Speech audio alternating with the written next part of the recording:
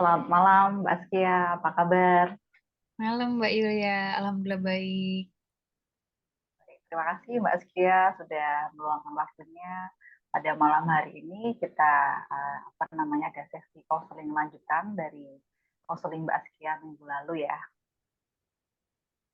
Baik, di minggu lalu Mbak Askia menyampaikan kalau Mbak Askia itu ada rasa ketakutan atau grogi atau tidak pede ketika Mbak Askia melakukan presentasi di depan kelas atau di depan umum. Benar begitu ya Mbak Askia ya?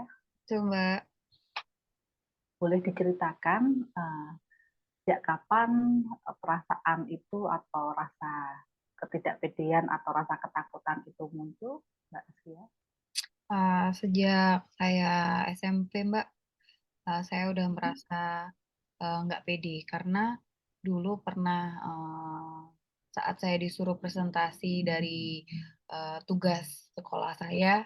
Nah, mungkin di situ ada kesalahan yang membuat anak-anak tuh selalu bersorak. Itu yang membuat saya selalu tidak pede karena tidak kepedean saya itu saya merasa saya gagal mempresentasikan tugas tugas yang harusnya saya presentasikan gitu Mbak. Baik. Jadi dulu waktu SMP Mbak Askia pernah lakuin kesalahan ketika presentasi, kemudian teman-teman Mbak Askia nyorakin Mbak Iya, Askia, gitu ya. betul. Perasaan Mbak Askia pada waktu itu, kok boleh tahu bagaimana Mbak Askia? Ya pasti malu, merasa bersalah juga. Kenapa saya tidak bisa eh, mempresentasikan lebih baik lagi gitu. Dan kenapa saya harus Hmm. gagal gitu loh Mbak. Hmm. Baik. Jadi Mbak Askia ada rasa ketidakpedean ya, lah itu dan Mbak Askia juga merasa malu ketika harus di depan teman-temannya Mbak Askia. Itu ya Mbak Askia ya. Iya betul. Kalau boleh tahu setelah kejadian itu apa Mbak Askia pernah melakukan presentasi lagi atau pernah mencoba untuk tampil atau berbicara di depan umum Mbak Askia? Sejauh ini belum sih Mbak. Karena saya selalu Hmm. menjauh, bukan menjauhi, menghindari. Jadi setiap Hmm. ada kegiatan atau tugas ataupun apa yang harus saya presentasikan, saya selalu menghindarinya gitu, Mbak. Baik. Jadi Mbak Askia tidak ada rasa keberanian ya untuk tampil lagi gitu. Iya. Jadi rasa ketakutan itu selalu ada. Jadi setiap saya akan maju itu saya selalu takut akan salah, Hmm. takut akan gagal gitu, Mbak. Jadi Mbak Askia belum mencoba kembali ya, karena ada rasa ketakutan yang lebih besar daripada harus mencobanya gitu ya Mbak Askia. Iya. Kalau boleh tahu bagaimana hubungan Mbak Askia dengan keluarga Mbak Askia, dengan orang tuanya Mbak Askia. Sejauh ini baik-baik saja sih, Mbak. Ketika dulu mungkin Mbak Askia pernah mendapatkan perlakuan khusus dari orang tua atau pernah mendapatkan perlakuan menyenangkan atau tidak menyenangkan dari orang tua ketika Mbak Askia lakuin kesalahan atau mungkin Mbak Askia berprestasi? Hmm, Tidak ada sih, Mbak. Orang tua saya jauh lebih cuek karena mungkin karena kesibukan mereka bekerja, ibu bekerja, bapak bekerja. Jadi serasanya saya mau seperti apa ngelakuin apapun mereka no comment gitu, Mbak. Hmm.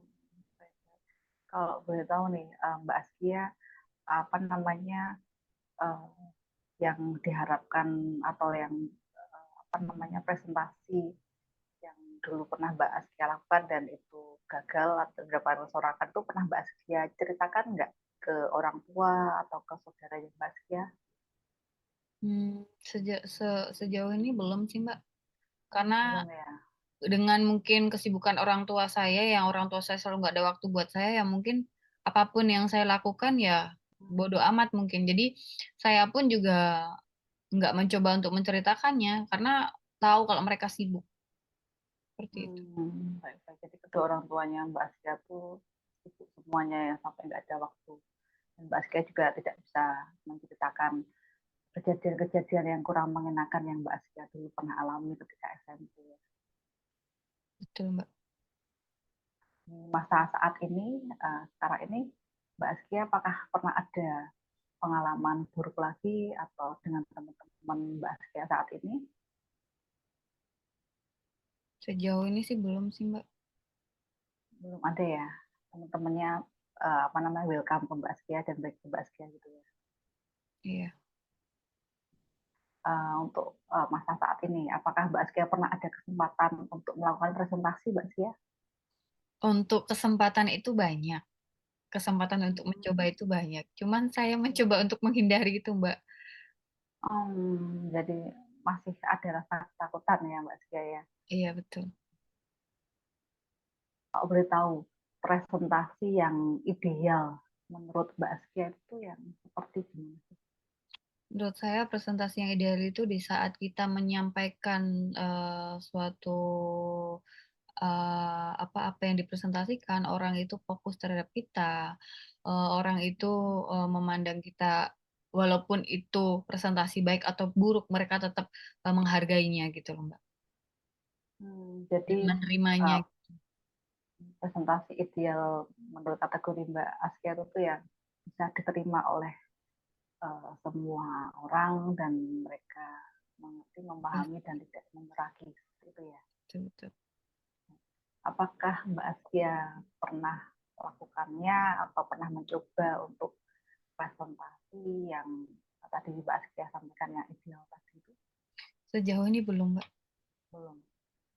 Kemudian apa Mbak Askia tahu mengenai dampak positif ketika Mbak Askia melakukan presentasi yang ideal di depan teman-teman Mbak Askia?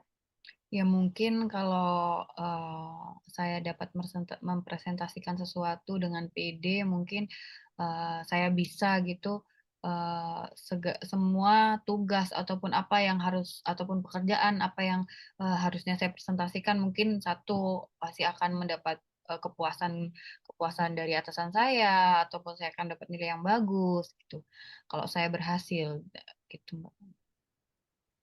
Kemudian apakah Mbak Askia mengetahui dampak negatif kalau Mbak Askia atau tidak melakukan presentasi atau menghindari presentasi itu eh, di, terhadap karirnya Mbak Askia atau terhadap akademiknya Mbak Askia?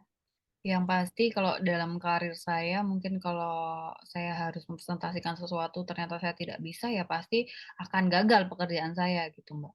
Dan di mata kuliah saya ataupun di pelajaran saya, ya pasti saya akan dapat nilai yang buruk. Seperti itu, Mbak. Baik. Jadi dari yang Mbak Askia sampaikan tadi, Mbak Askia itu mengalami ketakutan atau ketidakpedean ketika presentasi itu dipicu dari pengalaman masa lalu Mbak Askia, yaitu ketika Mbak Askia waktu masih SMP, Mbak Askia pernah mencoba untuk presentasi di depan kelas, di depan teman-teman, dan ternyata waktu itu Mbak Askia mengalami ada kesalahan ketika presentasi. Dari kesalahan itu teman-teman Mbak Askia menyeraki Mbak Askia, sehingga itu yang membuat Mbak Askia ada rasa ketakutan ketika mau presentasi lagi. Kemudian setelah itu juga Mbak Askia belum berani mencoba karena Mbak Askia menganggap teman-teman Mbak Askia yang sekarang ini juga akan melakukan hal yang sama ketika Mbak Askia melakukan presentasi atau Mbak Askia apa namanya mengeneralisasi perilaku teman-teman Mbak Askia sekarang dengan perilaku teman-teman Mbak Askia ketika waktu lalu, yang dimana itu belum tentu terbukti kebenarannya karena apa namanya ya, Mbak Askia belum mencoba, dan dari generasi perilaku tersebut Mbak Askia akhirnya memilih untuk menghindari melakukan presentasi yang apa namanya yang seharusnya Mbak Askia lakukan. Itu ya Mbak Askia. Kalau boleh tahu nih, harapan apa sih yang Mbak Askia inginkan dari sesi counseling ini? Saya berharap mungkin di saat saya harus mempresentasikan sesuatu, ya saya mampu, saya bisa gitu. Dan saya akan jauh lebih pede lagi gitu, Mbak. Baik, Mbak Askia, nanti apa namanya dari harapannya Mbak Askia, mungkin nanti kita bisa rencanakan action plan atau perilaku-perilaku yang nanti bisa meminimalisir atau meminimalkan rasa groginya Mbak Askia atau rasa ketakutannya Mbak Askia. Mungkin salah satunya dengan cara self healing atau kita apa namanya ada ketenangan terlebih dahulu. Karena ketika kita self healing, pikiran kita, ketegangan-ketegangan, stres-stres kita itu tuh bisa terrilis. Salah satunya mungkin nanti dengan Mbak Askia menarik nafas panjang-panjang terlebih dahulu ketika Mbak Askia mau presentasi, atau juga Mbak Askia bisa mendengarkan lagu-lagu atau musik-musik yang bisa merilekskan ketegangan-ketegangannya Mbak Askia.